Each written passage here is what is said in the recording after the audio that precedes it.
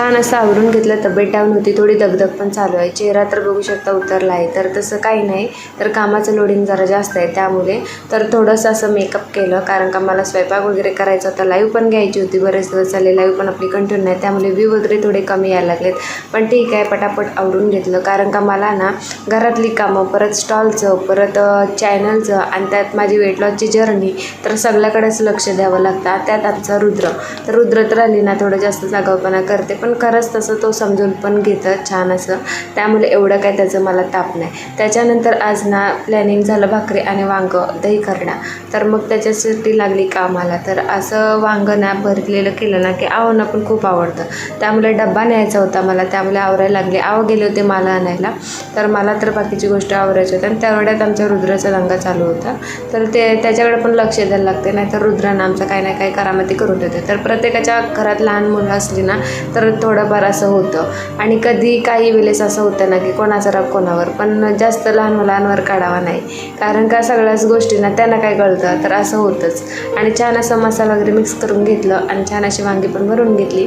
आणि खरंच खूप छान लागतं बरं का. फक्त वांगाना देशी पाहिजे, आणि चुकून नाही वांगी मी दुसरीच आणली होती, त्यामुळे एवढी काही खास वाटली नाही मला. पण नेक्स्ट टाईम नाही मी आणणार ती, कारण का मला नाही आवडली ती, कारण का त्याची चव एवढी छान करून पण एवढी खास लागली नाही मला. तर देशी वांगा वगैरे असेल ना तर खरंच खूप टेस्टी लागते, तर नक्की ट्राय करा असं वांगं करायला, पण देशीच घ्या. त्याच्यानंतर मग भाकरी वगैरे करायची होती, आणि उसळ ज्यावेळेस घेतात त्यावेळेस चटका तर भेटतं. तर तो गाणं माहितीच असेल सर्वांना, अरे संसार आहे संसार, जेव्हा हातात चटके तेव्हा मिळेल भाकर.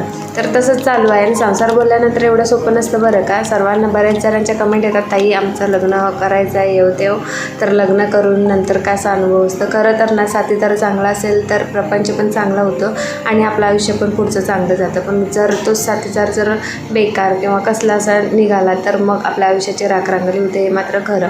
पण एवढं नक्की की कोणती परिस्थिती असली ना तर आपण आपल्या जोडीदाराला समजून घेऊन त्याला त्या कुठल्या चुकीच्या गोष्टीत असेल तर त्याला बाहेर काढणं हे आपलं पण कर्तव्य आहे, आणि ते करणं हे महत्त्वाचं आहे. आणि जर आपलं महत्त्वाचं म्हणजे जीव असेल त्या व्यक्तीवर, तर त्याला आपण सगळ्या बोलतात ना प्रॉब्लेममधून बाहेर काढू शकतो. त्यामध्ये जोडीदाराला कधी नावं ठेवू नका बरं का, कारण का तोच आपला असतं, बाकी कोणी नाही आपलं. तर छान अशी भाकरी पण घेतली, तर बघू शकता ती पण फुगली, कारण का माझ्या बोलल्याने ना बरेच जण फुगून बसतात. तर ठीक आहे, चालायचं तेवढं.